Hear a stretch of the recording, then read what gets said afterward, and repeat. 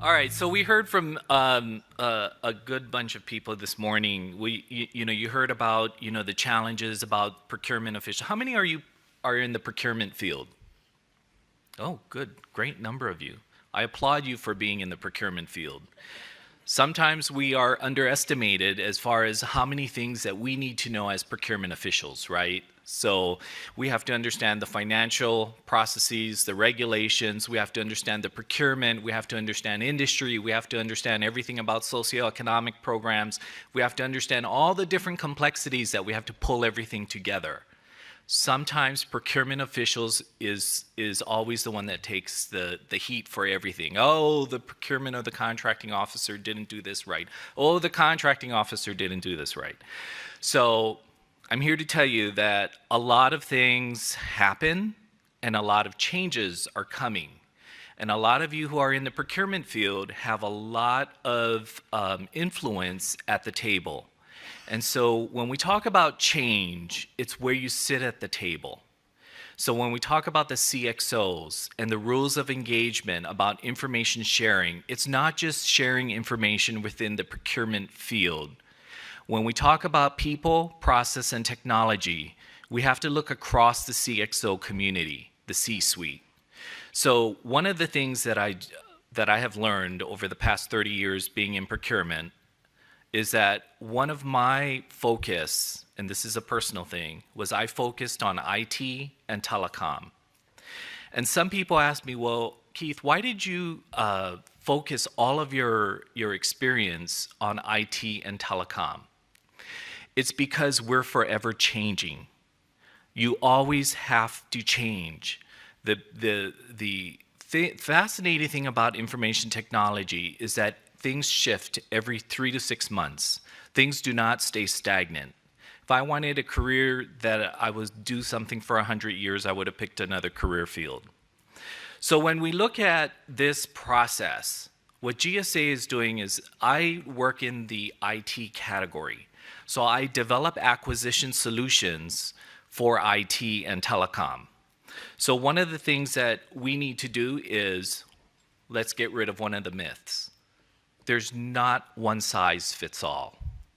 When we look at the agencies, the federal, state, and local tribal organizations, we cannot deliver solutions all the same way. We have to look at ways on how to deliver things at the smallest entity to the largest. So when we talk about scale, we talk about acquisition solutions that will meet the needs in the future.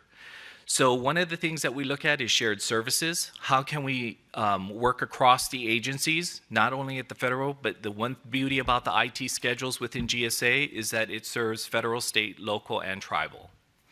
So as we looked at the process of how do we get emerging companies onto the schedule quicker, faster, and better, one of the things is what we did was we looked at the process for FASTLane and we said, how can we get companies to understand, do things a little bit faster through the process. So we're not taking shortcuts here.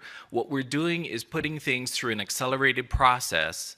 We still work with the same systems. We still work with the same processes. We still have to comply with the federal acquisition regulations and the GSA regulations. But what we're doing is we're putting a little bit more energy in the process. And as we look at this, we're looking at innovative ways of how to get emerging technologies onto contract quicker. So when we look at the process itself, under IT Schedule 70, we had this 2-year requirement. That means the emerging companies immediately had a barrier because you had to wait 2 years. Well, that's no longer. Under Springboard, you can get on quicker because we use other past experience, we look at other financial resources, etc. There's a bunch of requirements that you have to meet for the Springboard, but it's a lot easier to get onto our IT schedule. Why we did this is because the movement of technology is moving quicker, and we're moving a lot faster through the process, especially in IT. So when we look at the process, we want to accelerate FASTLane and Springboard even faster. So what are we doing? We're going to try to leverage and pilot the distributed ledger technology. That means we're going to use technology in front of the legacy as well as transform and develop over time. So as we go through this process, I wanted to bring up that video. If you can just flip to that video. Oh, I can do it. Here. Whoops.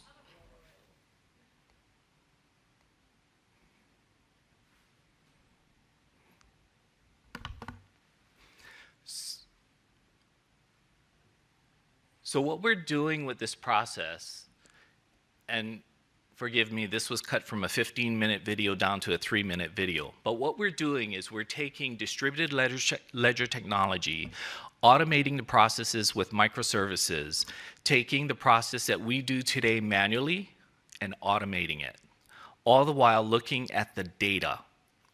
So when we talk about data analytics, a lot of these processes today with the legacy systems, the data sits in disparate systems. So what we're doing is we're reimagining what we can do on the front end with the ledger technology, using it within the procurement process, but also automating it so it's not a manual process. So how many of you use TurboTax? Basically what we're doing is we're adopting TurboTax model, right? There's rules, regulations, there's processes that we're using that can be automated that does not need the human manual intervention. This does not mean that we're taking the contracting officer's authority away. What we're doing is we're helping them get through the administrative process a lot quicker, using technology, all the while feeding the legacy technology, legacy systems, but rebuilding, reimagining the front end. And that's what we're trying to do and display, which I hope you saw. There was just a little clip here. But that's basically what we're doing with emerging technologies. Now, how are we going to solution and adopt best practice? What we're hoping is that as we use the emerging technologies, as we solution things by use case development, that we can turn the pendulum from writing requirements to creating catalog and product SKUs with the OEMs and the value-add resellers so that we would be able to solution things a lot quicker. Meaning, if it's when we talk about small, mid, large, tiered scale environments, that we will be able to deliver acquisition solutions using best practices, build it once, repeat many times, so that you can adopt this over the federal, state, local level. And this is the thing that we're doing from the GSA perspective. We cannot solve everybody's problem, but what we can do is now start the information sharing. That's why this group, like the Public Spend Forum and other nonprofit organizations as well that bring groups together, strongly suggest that we bring more of the CXO mentality to the table. So when we set up panels, when we share exchange of information, how we can work and cross-collaborate to accelerate even quicker. So as we build through the process, and a lot of you I know are at the state and city local level, I challenge you to attend some of these forums that we're having that share information across the agencies and across state and local, because there is great opportunity for us to adopt best practices, share, and also learn from one another so that you can inject emerging technologies into the process a lot quicker. So I didn't want to spend a whole lot of time on the process, but I wanted to know if you had any questions about what we're doing for rapid acquisitions. If I could just start off, I think, Keith, it would be, on the mic here, I'll just say, Keith, it would be helpful if, I think you just told people a little bit more about FASTLane.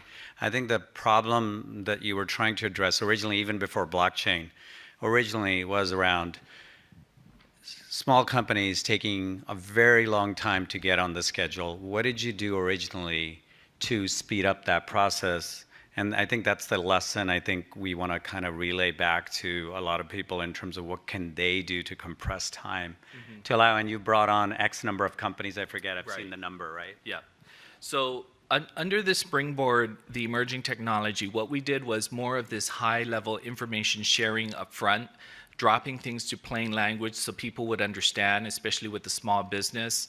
And we're training our contracting types, our acquisition community, to engage a little bit more. And I just wanted to give you kind of like a one of the examples that we had a company come on board, and they took what used to take maybe a year for them to get onto schedule. We got them down on schedule within a few months. In addition to that, from the time they got an award, they received a contract within 7 days. So we have the number of companies that came up on Springboard so far. I believe we had 36 so far that used the process. Again, this is a fairly new process, but it's showing momentum as far as the process is concerned, and it's really that high level of engagement and understanding what we're doing. All the information is out on our GSA.gov website. And if you don't have that information, I will make sure I get you the slip sheets for that. It was supposed to be here. There was a hiccup in the logistics of getting the forms here. One, I didn't have the tracking number on my mobile device. So that's the lessons learned that we have to fix in future presentations. But the beauty about Springboard is we could educate companies up front. We can help smaller companies get onto the schedule faster, but it's really that high level of engagement up front, cross collaboration, communicating, and also being able to deliver solutions a lot quicker. So that's our goal, is to speed up that process so we can get small businesses online a lot quicker instead of getting caught up in the bureaucracy.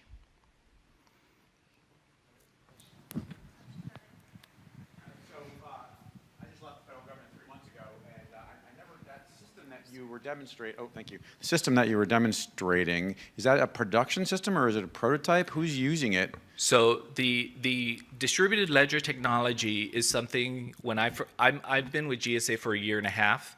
So what we did was we took the proof of concept. So we passed the proof of concept. We built a couple of microservices to test it. So now we're actually going into the pilot phase. So we're in the second phase of using emerging technologies along with the legacy systems. So this is where it's going to be the proof is in the pudding on how we can use this. So once we pass the pilot, then it will go into development. But it's a staged approach, which we call agile and modular contracting, right? And is it going to be only for GSA's use, or you'd intend to leverage the departments and agencies, make it available to them as well? So everything we build will be open and transparent, and all the information will be shared with the other agencies so that whatever we do can be shared across the enterprise. The goal here is to learn, inform, change, and develop over time, right? Because the quicker we can adopt technology, the quicker we will be able to understand it and understand what policies and regulatory changes that's going to be required. The earlier we start with industry, the quicker the adoption process can take place. What we find is that sometimes we're so risk averse that if we don't understand it, we don't want to do it. But in today's world, we have to leverage technology in order to remove the administrative burden from the procurement officials, because the procurement officials cannot continue to do things manual, cannot continue to do things with manual legacy systems, because there's just too many of them, right? So what we try to do is adopt what we can in front of the legacy, and over time, retire legacy in the future.